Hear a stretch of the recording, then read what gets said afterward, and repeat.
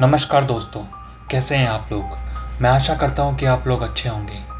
दोस्तों, आज की जो मेरी कहानी है वह एक खूनी गुड़िया की कहानी है। दोस्तों, एनाबेला नाम की गुड़िया के बारे में आपने सुना ही होगा।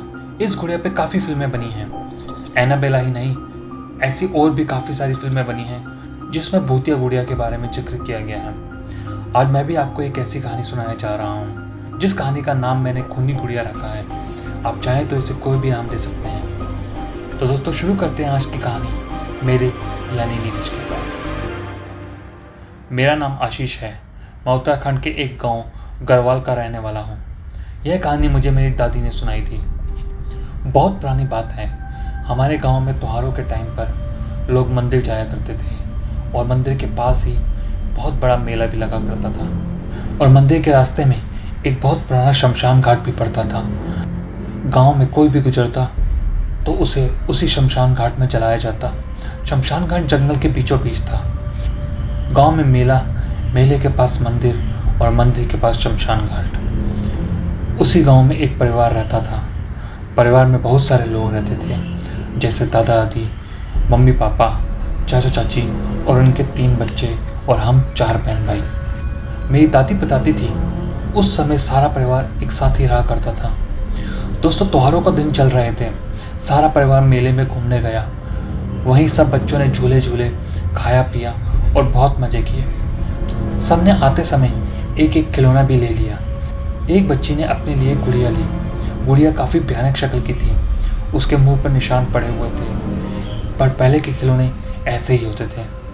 खैर, बच्ची गुड़िया को लेकर घर के लिए निकल गई। रास्ते में शमशान घाट पड़ा।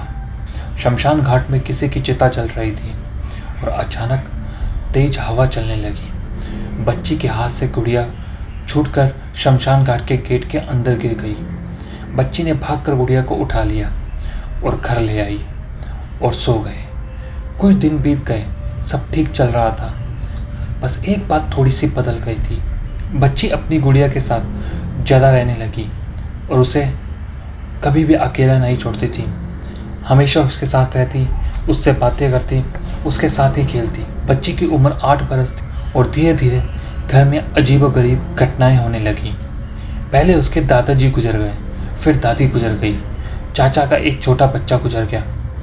ऐसे हादसे होने लगे और सारे परिवार ने इन सारे हादसों का दोष उस गुड़िया को ही दिया। यहाँ तक तो सारे गांव वाले भी कहने लगे, आपके घर में रात को ऐसा लगता है कि कोई बैंड बाजा बजा रहा है और भूतों और चुड़ैलों की आवाज़ आती है। गुड़िया बच्ची पर धीरे धीरे हावी होने लगी।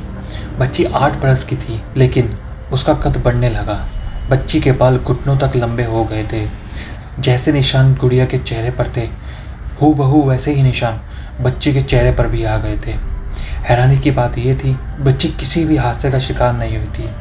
उसके बाद भी उसके चेहरे पर ऐसे निशान आ गए थे। एक दिन की बात थी, बच्ची अचानक से रात को जोर जोर से चिल्लाने लगी। सब लोग भागते हुए कमरे की ओर आए और देखा बच्ची जमीन पर गिरी हुई थी और गुड़िया पास ही जमीन पर बैठी हुई थी और जोर जोर से हंस रही थी।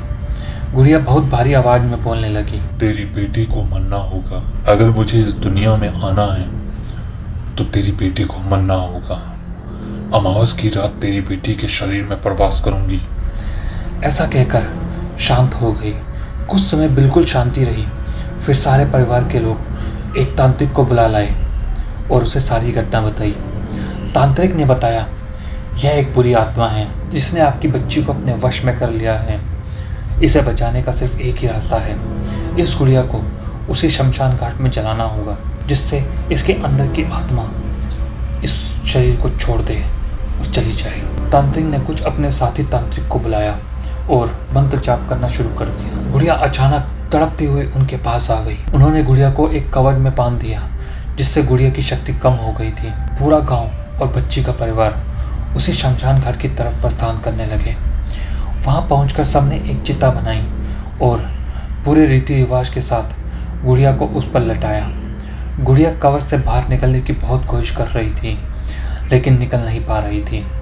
फिर मंत्र पढ़ते पढ़ते बच्ची के हाथों से उस चिता को आग लगवा दी। उसके बाद आज तक वो गुड़िया दोबारा कभी नहीं दिखी और सब ठीक हो गया। तो दोस्तों, ये थी मेरी आज की कहानी, एक खूनी गुड़िया की। मैं जानता हूँ कि आपने ऐसी गुड़िया के बारे में बहुत बार सुना होगा और इस बारे में काफ़ी फिल्में भी देखी होंगी। सबकी घटनाएं और सबकी कहानी अलग अलग होती है, लेकिन ये थी मेरी घटना, जो कहानी मुझे मेरी दादी ने सुनाई थी, और आज वही कहानी मैं आप सब सुना रहा हूँ। अगर आपको मेरी कहानी अच्छी लगी है तो मेरे चैनल को सब्सक्राइब करें, लाइक करें और जितना ज़्यादा हो सके इस वीडियो को शेयर करें। तब तक के लिए आप ध्यान रखें और स्वस्थ रहें। थैंक यू दोस्तों।